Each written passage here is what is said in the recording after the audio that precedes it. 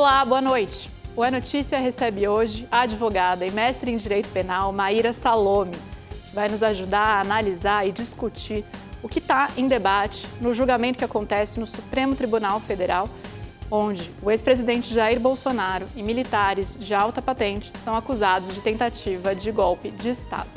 Doutora Maíra, boa noite. Obrigada por estar aqui com a gente hoje. Boa noite, Beatriz. Boa noite a todos. É um prazer estar aqui no programa É Notícia. Doutora Maíra, eu começo falando um pouco do que a gente assistiu nesses primeiros 2 dias de julgamento do que é considerado o núcleo crucial dessa tentativa de golpe de Estado, segundo desenhado pela acusação, pela Procuradoria-Geral da República. Nenhuma das defesas nega que tenha havido um projeto, um movimento para uma ruptura constitucional, que seria esse golpe de Estado ali na passagem de 22 para 23. O que está por trás dessa estratégia dos advogados ouvidos? Beatriz, chama muita atenção mesmo essa falta de negativa do golpe de Estado. E isso permeou todas as defesas. De fato, nenhuma negou frontalmente. E isso também se viu no próprio interrogatório. Em momento algum se negou a existência dessa movimentação, ou mesmo a existência do próprio 8 de janeiro como um golpe de Estado. Isso, inclusive nas peças escritas, se viu muito. Aqui parece que seria um pouco negar o óbvio, até porque a gente está falando perante uma Suprema Corte que já condenou muita gente por esses episódios do 8 de janeiro. Então seria falar algo que realmente teria pouco acolhida. Então, qual me parece ser a estratégia das defesas? Claro que aqui é sempre uma opinião de quem está de fora dos autos, né? Parece sempre uma opinião de que esses são os fatos, mas o meu representado, o acusado, aquele quem eu represento, não participou especificamente daquele fato. Então, tudo bem, ministros, vocês entendem que houve esse fato é ilícito por si, mas a gente não participou. O meu representado não participou ou ele esteve distante de quem participou. O que também pareceu ali ser uma estratégia das defesas era não só se afastar do 8 de janeiro, mas se afastar do ex-presidente, justamente porque o que vem se desenhando é uma condenação para o ex-presidente. Então houve essa tentativa de tentar individualizar a conduta de cada um dos acusados na tentativa de conseguir ali ou uma absolvição ou então uma condenação por um ou outro crime ou até mesmo uma redução de pena para aquele representado, para aquele acusado, o cliente do advogado que estava sendo representado ali naquele momento da sustentação oral. E acho que tem uma série de pontos que a gente pode puxar a partir daí com relação ao que foi trazido por essas defesas, mas eu quero começar falando com relação a ainda esse ponto de eles não negarem que tenha havido um movimento para evitar que o então presidente eleito, que é o Lula, que agora é presidente, empossado e no cargo e na função, de fato tomasse posse, né, e que o presidente Bolsonaro, na ocasião, continuasse no poder. A gente teve um momento ali em que um dos advogados, o advogado do ex-ministro da Defesa, é questionado pela ministra Carmen Lúcia, no meio da declaração dele, do depoimento dele, né, não é depoimento, mas enfim, da apresentação da defesa, e ele reitera que havia um desejo por parte do ex-presidente de promoveu uma ruptura da ordem democrática constitucional e diz que o cliente dele, o então ministro da Defesa, estava tentando demover o presidente Bolsonaro dessa ideia. O quanto isso complica mais juridicamente a vida do ex-presidente Bolsonaro ou o quanto isso tem um efeito muito mais para o público de fato entender que havia essa intenção, segundo aquele advogado, por parte do Bolsonaro? Eu acho, tem uma estratégia aí, claro que sempre a gente está olhando de fora, mas uma estratégia talvez de mostrar que houve uma tentativa de se encontrar ali uma saída, um estado de exceção, um estado de sítio, para que não houvesse mesmo a posse do presidente Lula. Aqui, isso não foi negado, inclusive, nos próprios interrogatórios. Quando a gente volta no interrogatório do ex-presidente, ele diz isso claramente, ele é perguntado sobre isso. Houve essa tentativa de fazer com que o presidente Lula não tomasse posse? Sim, tentei, mas sempre dentro da Constituição. Essa teria sido a resposta. Então, aqui eu vejo até como uma confissão parcial, porque ele confessa os fatos, mas a interpretação jurídica que a defesa faz é de que isso não configura uma tentativa de abolição violenta contra o Estado Democrático de Direito e nem um golpe de Estado. Quando o advogado, na sustentação oral, faz essa alegação de que realmente houve uma tentativa do ex-ministro da Defesa de demover o ex-presidente dessa ideia, e é perguntado inclusive pela ministra Carmen Lúcia, que parece até falar um pouco com o público ali, querendo esclarecer, quer dizer, demover do que exatamente? De um golpe ou de uma saída de um estado de exceção, que inclusive estaria previsto na Constituição? E ele fala dessa ideia de ter um estado de exceção. Então, isso é admitido, me parece, ali por todas as partes. A questão é qual a interpretação jurídica que vai ser dada a esse fato. E aí que eu acho que é um perigo da defesa incorrer nessa confissão desses fatos. Porque quem vai dar a interpretação sobre se isso é crime ou não são os ministros. E a tentativa aqui do advogado, me parece, no dia de ontem, foi realmente falar, olha, bom, tinha isso em curso, essa tentativa, ilícita ou não, em curso, mas o meu representado, o meu cliente, fez de tudo para demover o ex-presidente dessa ideia, ou seja, não chegou nem a tentar o ato ilícito, porque tentou fazer com que demovesse, houvesse ali essa desistência dessa conduta ilícita.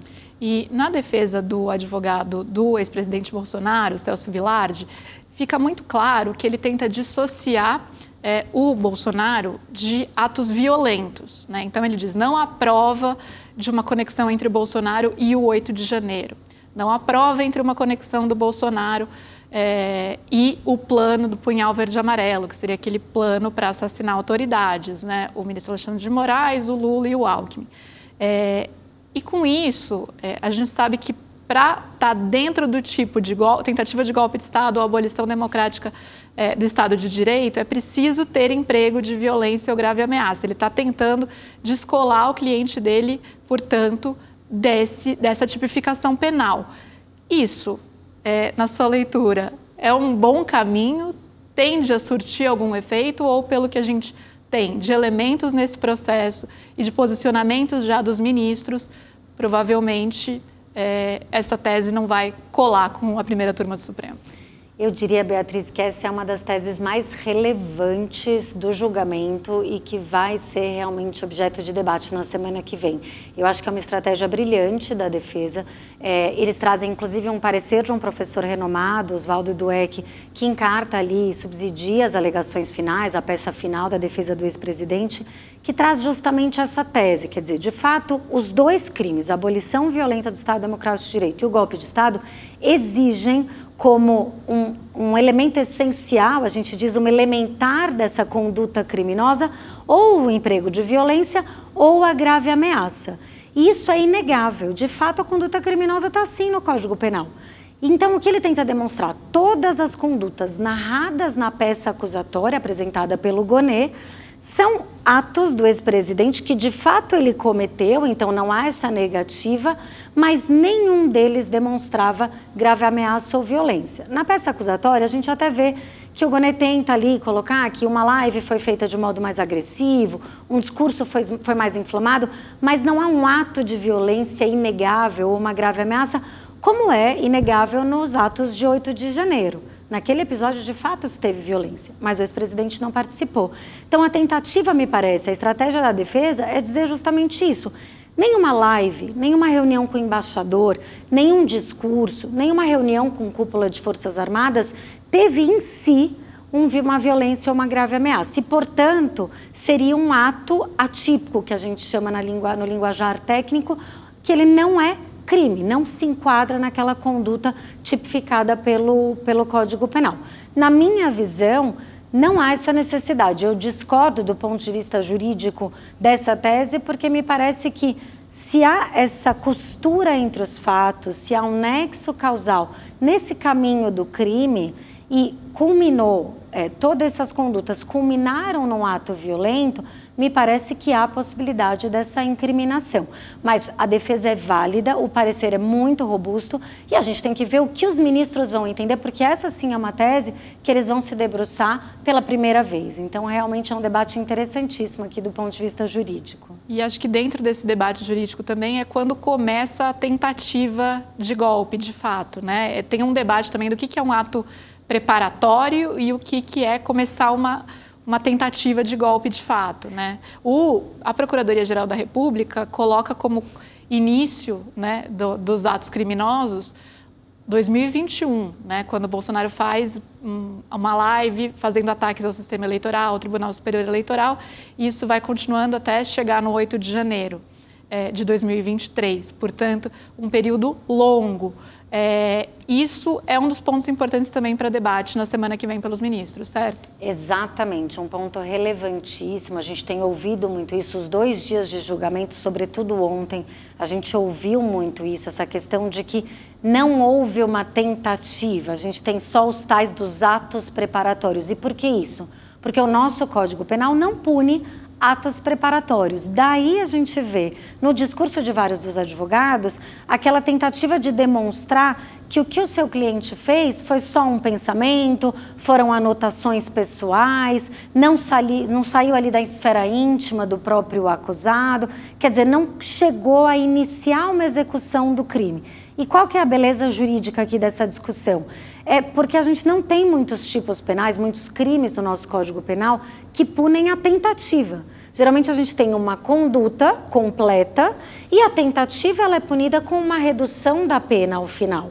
Nesse caso não, nesses 2 tipos penais, tem penas altíssimas aqui vinculadas aos crimes, o próprio ato tentado já é punido. Então, de fato, é uma saída, uma estratégia das defesas muito importante que vai fazer com que os ministros se debrucem sobre cada ato atribuído a cada um dos acusados. Porque que é punida a tentativa, a gente já sabe. Os 2 crimes punem a tentativa. Mas será que se chegou a tentar? E atrapalha aqui uma eventual condenação, no caso do ex-presidente, esse iter criminis estendido que a gente fala, que é esse caminho do crime que você bem colocou, de mais de ano. Então, quer dizer, como assim eu estava tentando desde 2021 um acontecimento que foi se realizar no começo de 23? É pouco crível. Então, daí a tarefa e o desafio, me parece, do Gonê, e ele bem tentou ali colocar nas 2 horas de sustentação dele, costurar esses atos muito bem costurados para mostrar houve sim uma tentativa. Não era só um ato preparatório ou ali um pensamento interno, algo que não saiu da esfera de poucas pessoas, houve um início de execução. E quais elementos dos que foram trazidos aí você acredita que vão ser cruciais na semana que vem nos votos dos ministros? Assim, quais pontos de provas ou de depoimentos que você acredita, acompanhando de fora, assim, o julgamento, que podem ser definidores na semana que vem? Eu acho que justamente por conta desses debates específicos com relação a esses 2 tipos penais, o que mais vai interessar aí no fim do dia, para além da própria delação, eu acho que o debate da colaboração existirá, mas ele deve ser superado, talvez no máximo uma questão relacionada a benefícios do coronel Cid, se ele vai merecer os mesmos benefícios, se ele se omitiu ou não, mas me parece que a tendência ali é haver essa validação da colaboração, mas eu acho que os pontos centrais vão ficar nesses 2 crimes sim. Então vai haver uma discussão muito importante com relação às provas dos autos, se eles caracterizam ou não essa tentativa. Então me parece aqui que ganha muita relevância a questão das minutas que foram encontradas, o quanto elas caracterizam, para além de um rascunho, um início de execução do crime, e ali elas, claro, vão ser somadas a depoimentos, testemunhos e até mesmo do colaborador, o quanto esse conjunto probatório auxilia na interpretação de que, no fim das contas, o que se pretendia, e aí falando de cada um dos acusados, à medida da sua participação, o quanto se pretendia fazer um golpe de Estado, o quanto se pretendia abolir o Estado Democrático de Direito. E para além dessa discussão probatória, que aí eles vão sopesar minuta, documento, relatório da polícia, print de WhatsApp, tudo isso vai ser analisado para poder condenar ou absolver, eles vão passar uma discussão importante de dosimetria da pena.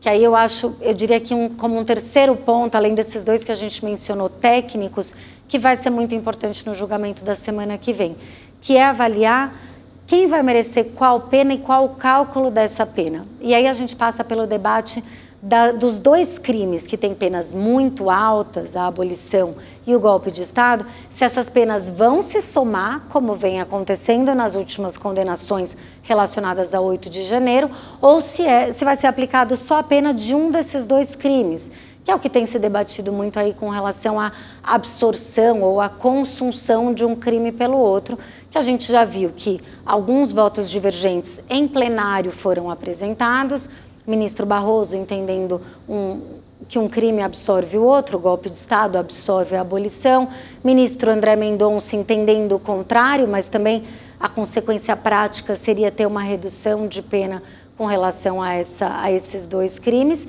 e o ministro Fux, que já mostrou ali um certo incômodo, não foi exatamente um voto favorável a esse entendimento, mas ele, que vinha votando com o ministro relator, no recebimento da denúncia, apontou esse incômodo com relação às penas muito altas, que são derivadas justamente dessa somatória, dessa coexistência dos dois crimes. Então, vamos tentar traçar os dois cenários. Em quanto ficariam essas penas se esses réus forem condenados por todos os crimes pelos quais são acusados pelo PGR, num caso ou no outro, por exemplo? Ou seja, se forem somadas as penas de tentativa de golpe e de abolição de Estado Democrático, ou se um absorveu o outro. Dá para a gente fazer essa conta? Dá para a gente fazer essa conta. Claro que a gente não sabe tudo que vai ser levado em consideração no cálculo da pena, porque muitas circunstâncias são avaliadas e ela tem que ser individualizada. Então, circunstâncias da prática do crime, a personalidade do agente, o modo como foi praticado. Então, é realmente um cálculo muito individualizado para cada um dos acusados. Mas para focar nesse ponto mais importante, que é aumentar demais a pena ou diminuir, quando a gente fala na somatória, a gente as penas são em torno de 8, 10 anos, a pena máxima de cada um dos crimes. Então, a gente está falando de penas que chegam quase a 20 anos, se aplicadas as máximas e se forem somadas. Agora, se houver essa absorção, seja de um crime, seja de outro, a gente vai ter uma pena máxima aplicada de no máximo 8, 10 anos. Então, realmente, a gente está falando de uma pena muito diferente. E isso vai ter consequências diretas, a aplicação da pena vai ter consequências diretas, inclusive em benefícios depois, durante a execução dessa pena. Então, por isso que é tão importante entender qual a pena final aplicada aqui. Ou seja, benefícios, a gente está falando da progressão da pena, por exemplo, quanto tempo é o tempo mínimo que os condenados precisam estar em regime fechado antes de poder progredir, é isso? Isso mesmo, porque tanto em um cenário quanto em outro, só por esses crimes, e aqui a gente está tirando a organização criminosa, a gente está tirando o dano e deterioração do patrimônio público. Só por esses crimes, considerando que eles ultrapassam provavelmente 8 anos, a gente já fala em regime fechado, que é o que a gente entende por presídio, por cadeia. E aí a gente tem percentuais estabelecidos por lei que vão indicando qual é a progressão. Então, dependendo do que a gente tem de pena total aplicada, a gente tem o percentual aplicado e aí o acusado, o apenado, pode ir para um regime aberto ou semiaberto e ter esse benefício mais rápido do que se houver esse cálculo de somatória de penas. Agora, se as penas por esses dois crimes não forem somadas e um crime absorveu o outro, esses réus que estão na condição de organizadores dessa tentativa de golpe de Estado ficariam numa situação talvez mais benéfica do que pessoas que já foram condenadas pelo 8 de janeiro, certo? Isso gera uma situação um pouco conflitante para o Supremo, né? Esse é o delicado, assim. Eu acho que o que está acontecendo aqui não é só uma questão jurídica, ela também tem uma questão política envolvida e institucional. Porque as primeiras condenações, elas começaram no próprio ano de 2023, não faz tanto tempo assim, e uma composição como a que a gente tem atualmente. Claro que no começo as ações foram apreciadas pelo plenário, então a gente está falando dos 11 ministros da Corte, e agora pela primeira turma. Mas a verdade é que mudar de entendimento em tão pouco tempo causa uma insegurança jurídica. E a gente vai ter pessoas que estavam ali no 8 de janeiro, e nós todos sabemos, muitos ali não tinham essa relevância de eventuais mandantes desse crime, e vão acabar recebendo uma pena muito mais alta, que pode gerar eventual revisão criminal, eventual habeas corpus a ser impetrado. É uma insegurança jurídica que me parece até trazida por toda essa questão de que a gente está debatendo aqui crimes que foram recentemente inseridos na legislação. Então, jurisprudência ou precedentes com relação a esses crimes nós não temos. Os precedentes são das próprias ações penais que julgaram o 8 de janeiro. Então, de fato, é um cenário que vai trazer desigualdades e talvez acirre um pouco mais todo esse debate referente à anistia, o que é preocupante. Mas esse julgamento ele também é muito importante por isso, né? A primeira vez que a gente está gerando essas definições com relação ao que é ato preparatório, o que é tentativa nesse caso, se uma pena absorve a pena do outro crime ou não. Acho que tudo isso é bastante relevante historicamente, se a gente pensar que no nosso país a tendência sempre foi a de achar formas de apaziguamento e de não punição e responsabilização dos que promoveram rupturas constitucionais, né? Exato, eu acho que é compreensível todo esse vai e vem por conta dessa recente legislação inserida. O Brasil, ao que parece, não estava nem um pouco preparado para atos como esse, então há essa discordância entre os próprios ministros e o que a gente vê até a própria sociedade muito polarizada, e há uma tendência a se resolver isso da forma mais fácil, que seria a via política. Então, a gente ter uma anistia vindo ali do nosso Congresso e se sobrepondo a uma decisão do Supremo, né? Aqui a gente tem uma discussão, e acho que isso talvez seja o mais preocupante, de a anistia estar sendo debatida ao mesmo tempo que o julgamento está sendo realizado. Isso é impensável, porque sequer se deu a chance do Supremo analisar este caso específico, que eu diria o mais importante de todas essas ações penais, porque a gente está falando de um núcleo crucial, e já se debate um possível perdão. Claro que dentre esses projetos há uma anistia com relação a quem já foi condenado, mas há uma tendência também, dentre vários desses projetos, a se dar o perdão a quem está sendo julgado neste momento, o que gera até uma pressão maior, entendo eu, para a Suprema Corte. E justamente esse ponto, assim, a gente tem ouvido em interlocução ali com agentes políticos em Brasília, que, bom, se for depois do julgamento, tudo bem. Antes do julgamento seria invadir uma competência, que é uma competência do judiciário. Mas depois que o judiciário julgou, condenou, aí é um debate para ser feito pelo Congresso. Isso constitui uma interferência no poder do judiciário de julgar, condenar e fazer cumprir pena aqueles que tentaram dar um golpe de Estado. Qual que é a sua avaliação? Eu vejo com muita preocupação isso, Beatriz, porque o que a gente vê aqui é uma total falta de equilíbrio entre os poderes. Então, há um desrespeito entre a posição que cada um desses poderes ocupa. E o que o Congresso Nacional me parece esquecer é que qualquer lei que saia de lá pode passar sob o crivo de interpretação de constitucionalidade do próprio Supremo Tribunal Federal. Então, essa visão de que cada um é independente, mas que pode fazer qualquer coisa se sobrepondo ao outro, que me parece ser muito ruim. A gente está falando aqui de crimes graves, independentemente de haver ou não condenação, crimes graves, crimes contra o Estado Democrático de Direito, que é o pilar da nossa nação. Se a gente for ver, o Estado Democrático de Direito está no preâmbulo da nossa Constituição. Ele está como valor máximo no artigo 1º da nossa Constituição. Essa proteção via conduta criminal, ela é extremamente importante. e o Congresso Nacional discutir um perdão a pessoas que atentaram contra esse Estado democrático de direito de uma forma rápida, urgente. No início do ano nós tivemos, inclusive, requerimento de tramitação com urgência, salvo engano, perante a Câmara dos Deputados, de alguns projetos que votariam a anistia. Quer dizer, é um debate que tem que ser trazido para toda a sociedade. Não é algo fácil de se decidir, ainda que o Congresso tenha essa competência, anistiar essas pessoas que acabaram de ser julgadas ou que nem foram julgadas. Então, eu realmente vejo com muita preocupação esse caminhar do Congresso com relação a um perdão para todos esses crimes. Sobretudo, se for uma anistia canalizada e voltada para determinados autores, o que mostra ali certo benefício para uns em detrimento de outros e não exatamente uma preocupação em cálculos de penas exagerados, de condenações exageradas, que aí sim me parece haver um consenso na sociedade civil.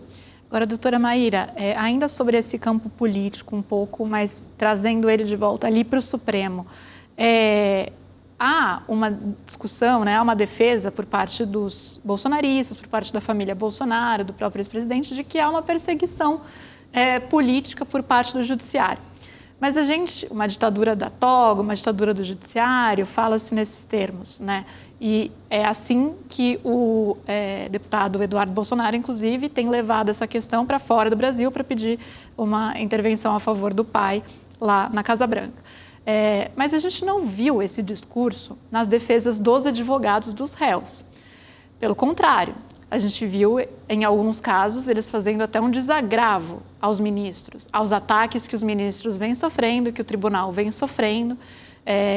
Vários colocaram esse tensionamento entre acusação e defesa de uma maneira muito respeitosa com relação aos ministros do tribunal.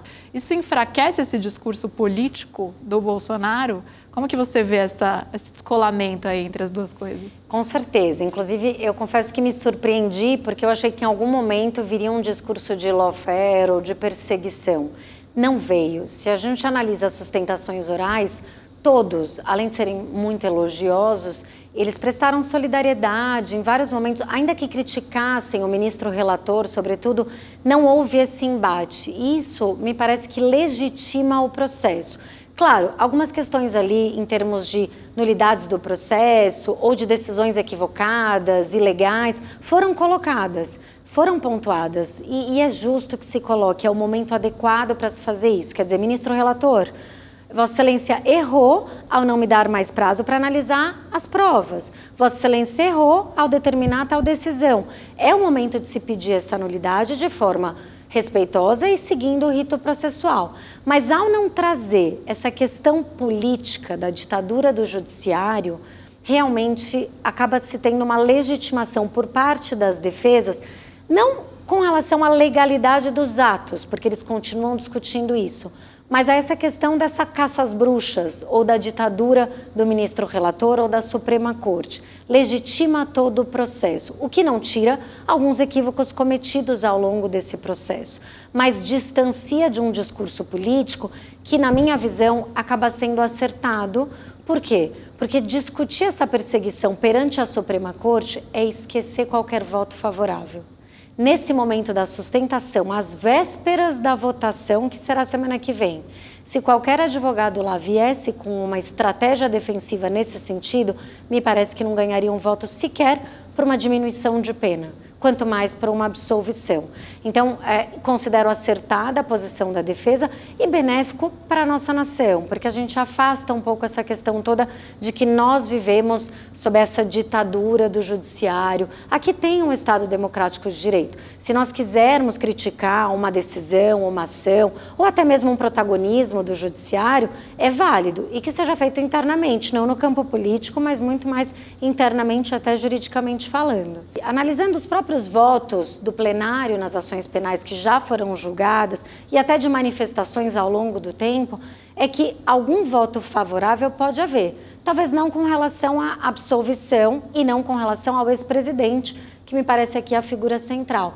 mas certamente com relação a questões técnicas, teses técnicas, a absorção de um dos crimes, eventual anulação do acordo de colaboração, ou mesmo a questão de dosimetria das penas, são teses que podem favorecer os acusados e que, se a perseguição política fosse colocada ali no debate de ontem, me parece que essas chances todas seriam jogadas na lata do lixo. Doutora Maíra, muitas críticas foram feitas ao longo desse processo ao ministro Alexandre de Moraes, que é o relator desse caso no Supremo. Quero trazer algumas pontuais feitas pelas defesas nesta semana de julgamento e te ouvir sobre, né? As defesas falam que não tiveram acesso com antecedência à totalidade do material que foi colhido pelos investigadores no curso desse processo. Eles tiveram acesso imediato às provas que foram colocadas pela acusação no momento da denúncia, né, dos réus, mas eles queriam todo o material, todas as mensagens, tudo que foi apreendido, né, um acesso completo, e disseram que tiveram muito pouco tempo para analisar isso, uma vez que isso foi concedido pelo Supremo. Isso é comum no processo penal? Normalmente as defesas pedem acesso a esse tipo de material, têm acesso a esse tipo de material, e qual que é o valor disso para uma defesa? Beatriz, esse é um problema que a gente tem enfrentado, eu falo a advocacia criminal, tem enfrentado de umas décadas, alguns anos para cá. Porque, de fato, o que a gente vê atualmente são esses mega processos, essas mega operações que acabam produzindo muita prova, provas de conteúdo de e-mail, de WhatsApps, são folhas e folhas de extratos bancários, muitas vezes, uma produção de, salvo engano, terabytes de memórias, de HDs externos, servidores. Então, tudo isso realmente tem transformado o dia a dia da advocacia criminal, porque é necessário muita gente para poder analisar essas provas e é muito importante para que a gente possa exercer o direito de defesa de quem a gente representa, ter conhecimento de tudo isso. Então, isso é uma realidade hoje, eu diria, da advocacia criminal. Me parece que pelas alegações da defesa, e claro, eu falo sem estar dentro do processo, sem atuar no processo, de que não houve esse acesso integral às provas, de que não houve tempo hábil de um lado para analisar, acho que o advogado Juca inclusive disse, José Luiz Oliveira Lima, de que havia mais de 80 teras de produção de prova ali nos autos e que seria humanamente impossível analisar dentro dos prazos que foram conferidos. Isso é um problema que de fato atrapalha a defesa. Não ter acesso integral ou ter acesso, mas não ter o tempo hábil para analisar, ler e depois produzir uma peça defensiva é algo que sim gera um cerceamento de defesa. Nesse caso aqui, claro que tem uma vinculação direta aos prazos conferidos para as defesas analisarem as provas, mas a rapidez do processo me parece ter alguma justificativa aqui, porque a gente tem réu preso sendo julgado nessa ação. E nesses casos, os processos devem correr mais rapidamente. Na realidade, eu vejo com bons olhos um processo correr rápido, considerando que, se a gente vai avaliar a primeira instância, outros juízes, os processos se arrastam demais, muitas vezes com pessoas presas. E essa falta de resolução, ela é muito ruim. No nosso caso aqui, que a gente está analisando, o julgamento do ex-presidente, do núcleo crucial, também considerando todo o cenário político, o arrastar dessa ação e não ter o desfecho pode sim ser prejudicial para toda a nação, né? Então me parece que há aqui uma justificativa, mas claro que em hipótese alguma deve haver um atropelo nessas fases processuais e no acesso à integralidade das provas pelas defesas. Ora, essas críticas ao ministro Alexandre normalmente dizem que ele, não estou falando aqui exatamente do que foi trazido pelas defesas, mas críticas de um modo geral ao ministro Alexandre pela condução desse processo, dizem que ele adota medidas que são excepcionais, né, que não são as usuais num processo penal. E queria ouvi-la, assim, o que dessas críticas são críticas válidas e o quanto isso contamina esse julgamento ou não, ou a gente está vendo um julgamento dentro de um sistema judiciário caminhando com vitórias, derrotas para a defesa, para a acusação, conforme acontece também em outros casos. Eu acho que como premissa para essa resposta, Beatriz, é importante a gente colocar, sobretudo com esse cenário de presidente norte-americano tentando invadir aqui, falar sobre como vai ou não vai esse processo, como anda ou não anda esse processo perante a Suprema Corte, acho que é importante a gente estabelecer que esse processo ele tem caminhado dentro das etapas processuais existentes. Eu acho que aqui é importante a gente dizer que não há, em hipótese alguma, um processo excepcionalíssimo, como se pretende colocar de fora para dentro, como a gente tem visto dessas alegações, eu diria até políticas, muito mais do que jurídicas. Isso não quer dizer que todas as etapas processuais foram feitas dentro do que diz o Código de Processo, ou que não haja nenhum equívoco. Me parece que o Supremo Tribunal Federal muito mais acertou do que errou. Mas há erros, e claro, nós como operadores do direito, estudiosos, nós podemos sim e devemos criticar quando há um ou outro problema no processo. Aqui eu poderia citar alguns que, a meu ver, e de novo, olhando de fora do processo e não sendo uma advogada nos autos, consigo enxergar. A gente tem aqui, por exemplo, um problema de intimação de testemunhas. O que o ministro relator tem feito, e não só nesse processo como em outros perante a Suprema Corte, é intimar testemunhas da acusação. Então elas são intimadas via oficial de justiça e aí elas têm o dever de comparecimento, mas com relação àquelas testemunhas que são arroladas pela defesa, ele não intima. Então não vai um oficial intimar. Quem tem que fazer isso? Os advogados ou a própria parte, o que acaba dificultando a produção dessa prova, que pode ser favorável à defesa. Então, a gente cria aqui uma disparidade de armas, né? Há um benefício para a acusação em detrimento da defesa. Uma outra questão que me chama a atenção é a questão da publicidade dos atos. Então, em regra, para todo e qualquer processo, o que a gente tem é a transparência dos atos. Se o ministro relator entende que deve televisionar as audiências ou deve disponibilizar as audiências, não me parece haver razão, por exemplo, para ter uma careação a portas fechadas ou registrada só numa ata, que inclusive acho que foi levantado por um dos advogados, um dos acusados na sustentação de ontem. Isso também pode gerar, aliás, todos essas ilegalidades durante a instrução processual podem gerar nulidades no processo que, se reconhecidas, faz com que as decisões todas sejam anuladas até aquele momento em que foi praticada a nulidade ou o cerceamento de defesa. E aí a gente tem o refazimento dos atos e aí um novo julgamento. E então a gente está no finzinho do nosso programa e eu não quero encerrar sem a gente falar o que acontece a partir do resultado do desfecho desse julgamento. Semana que vem a gente vai ter os votos dos ministros, a dosimetria das penas, né, indicar quem fica com qual pena, se condenados, claro. E a partir daí, já começa a execução, eles têm ainda recursos, quais são eles? E já coloco uma outra pergunta. Os réus podem ficar em prisão domiciliar, por exemplo, no caso do Bolsonaro? Excelente pergunta aqui. Qual é o desfecho? Todo mundo quer saber. Alguém vai ser preso semana que vem? Se tiver condenação, se for regime fechado? Não, na realidade não teremos prisão na semana que vem, a não ser que fosse decretada alguma prisão provisória ou preventiva. Mas o que acontece, ainda que essa ação penal esteja sendo julgada perante a Suprema Corte, que é o nosso órgão máximo, alguns recursos são cabíveis. E enquanto a decisão condenatória não se torna definitiva, que é o que a gente chama de trânsito em julgado, não deve ninguém ser preso, não há nenhuma determinação de prisão. E quais recursos são esses? Bom, quando tiver a publicação do acórdão, que é a decisão colegiada dos 5 ministros, a gente tem aqui a possibilidade de 2 recursos. O primeiro deles seria os embargos de declaração, que todo mundo vem falando aqui, mas que tem um espectro muito restrito de conhecimento. Por quê? Ele é cabível só para esclarecer aquela decisão. Raramente ele tem um efeito de reformar a decisão, de transformar uma condenação numa absolvição, embora isso possa acontecer. Ele é cabível quando tem uma omissão, uma obscuridade, uma contradição interna na decisão que justifique a reanálise pelos mesmos ministros daquela decisão. E o outro recurso cabível, esse sim me parece um pouco mais importante, mais relevante, são os embargos infringentes, que é um recurso que vai levar à apreciação do plenário. Então, a gente vai para a apreciação dos 11 ministros, a gente muda o órgão competente para analisar o recurso. E esse sim é cabível quando a gente tem uma divergência na turma. Então, o que a jurisprudência nos diz é que, havendo 2 votos favoráveis à absolvição.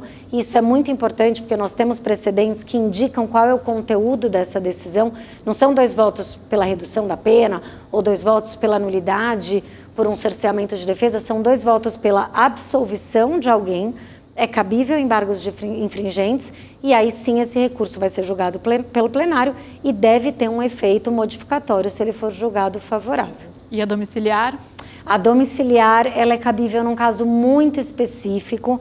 Na realidade, o que a gente tem é uma previsão da domiciliar no Código de Processo Penal para hipóteses muito específicas. Então, para réus idosos de mais de 80 anos, gravemente enfermos, gestantes, mulheres que tenham, além da gravidez, menores sob seus cuidados, menores de 12 anos. Então, são situações muito específicas em que há a substituição da prisão mesmo, pena, que é a prisão definitiva, em prisão domiciliar. Então, o que a defesa tem que fazer?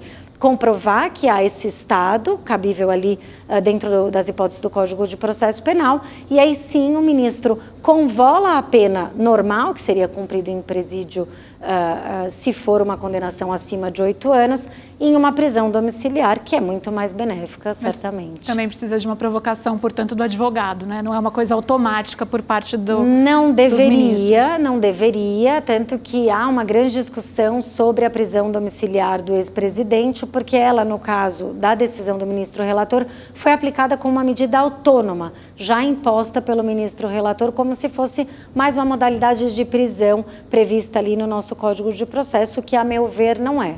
Ela é cabível só nessas hipóteses que devem ser comprovadas. Doutora Maíra Salome, muito obrigada por essa entrevista, uma aula também. Agradeço muito, o convite está feito para voltar aqui mais vezes. A gente vai precisar de esclarecimentos ao longo desse ano, já prevejo. Muito obrigada. Imagina, Beatriz, foi ótimo. Eu que agradeço o convite, foi muito bom estar aqui participando e falando desse tema tão importante. A gente continua acompanhando. Obrigada. E obrigada, sobretudo, a você pela audiência. O É Notícia está de volta na semana que vem. Até lá!